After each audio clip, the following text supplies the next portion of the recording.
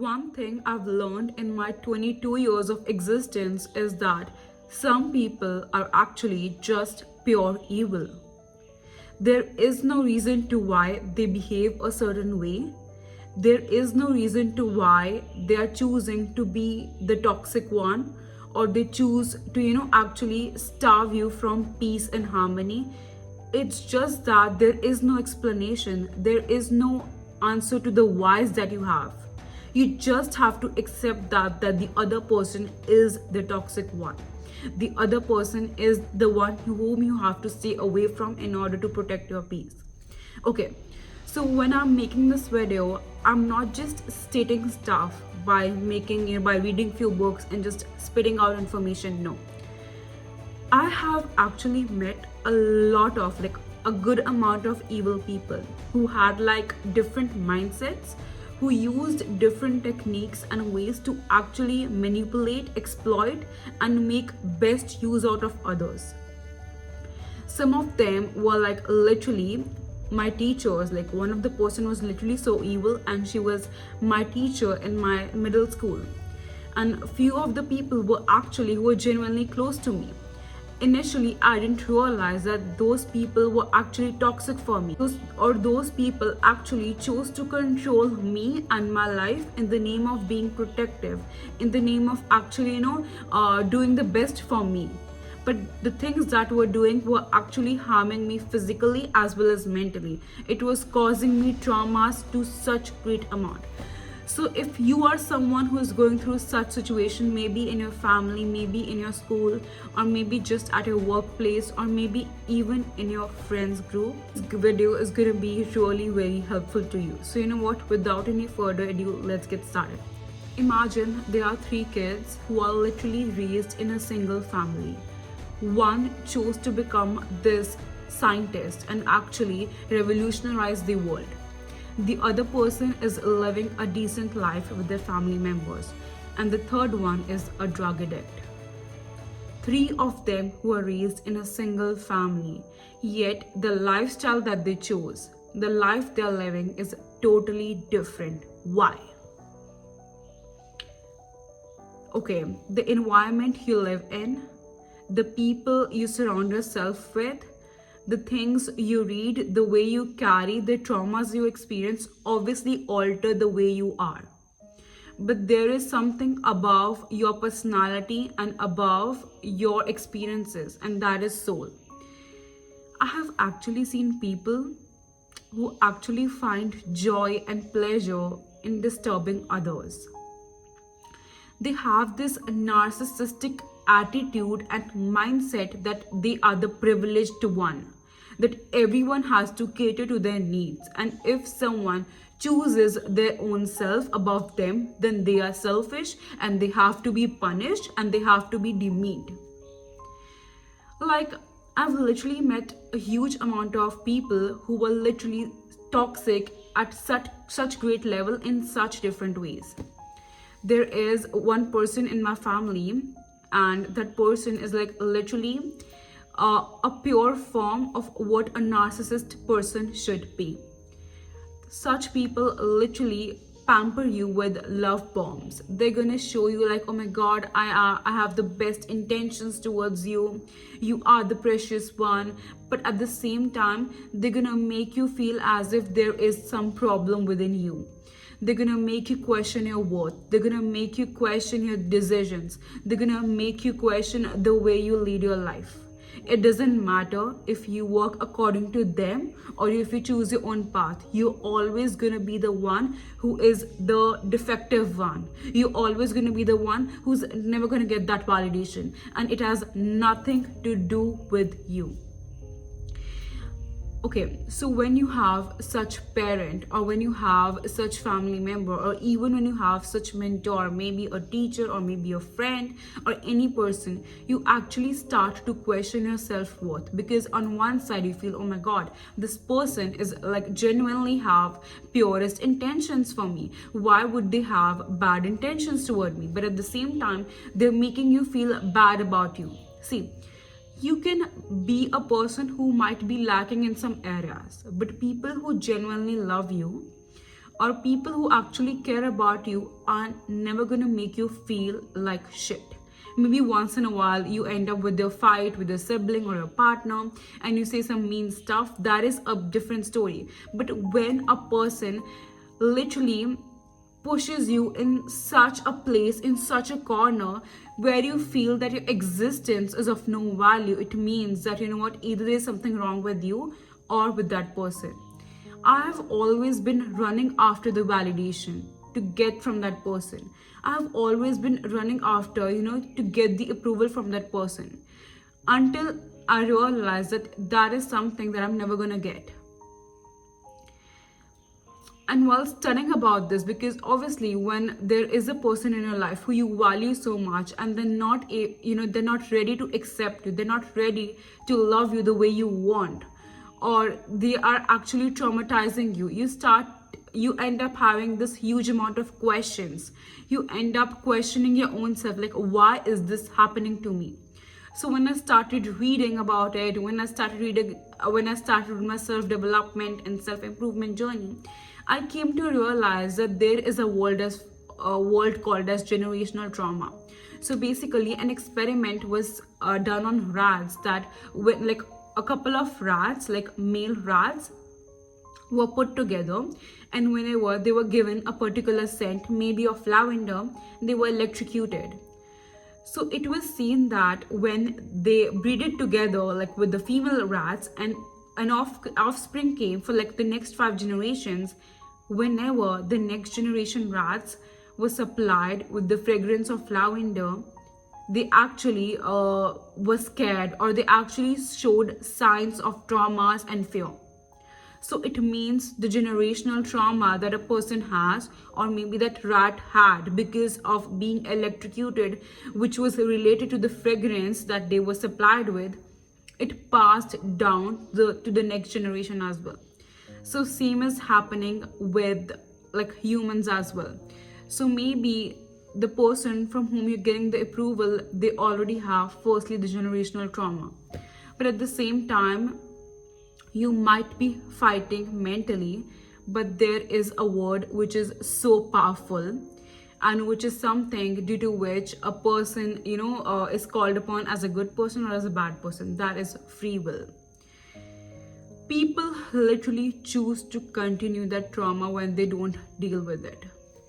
For a very long time, I had this, like, when I got to know that, oh my god, this person is maybe dealing with some like mental issue, maybe this person is dealing with some like mental issue, or they need help, or basically I got to realize like why that person behaves a certain way. But at the same time, just because a person is not ready to accept or ready to work upon themselves, it gives them no right to actually make me feel bad about me. In the end, I'm just a person who's trying really hard in life. And when a person is continuously pushing you and putting you in a corner in the name of love, in the name of being protective, in the name of taking care of yourself, it means that like there should be a limit to it. When some person shows aggression, like a really bad amount of aggression, maybe physically, or maybe just by abusing you, or maybe just showing you that action, it is not okay. That is not the way.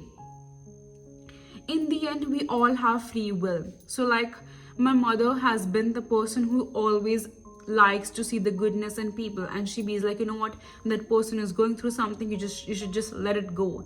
But for how much time?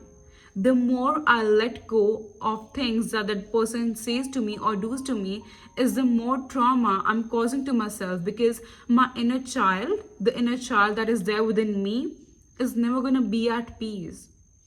It's always going to question its worth.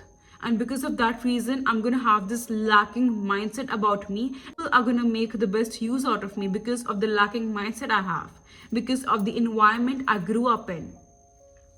So you have to decide upon that, you know what, if that person is saying something towards me which is making me question my self-worth, is it really something that has to do with me, or it's just that person?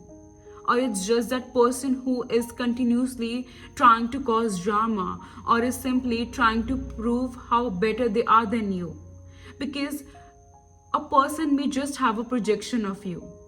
I know people who are so self absorbed that they actually gaslight. And gaslighting basically means it is something which, like, narcissistic people do, but I think this is a technique which humans also do unconsciously, and that is making someone else believe in a false reality. For example, you know that person screamed at you and they were disrespectful towards you, but when you confronted it to them, they were like, no my god, and they become defensive and they be like, you know what, you have some problem in you. I didn't say anything, I was just sharing my opinion, but for a matter of fact they were disrespectful to you.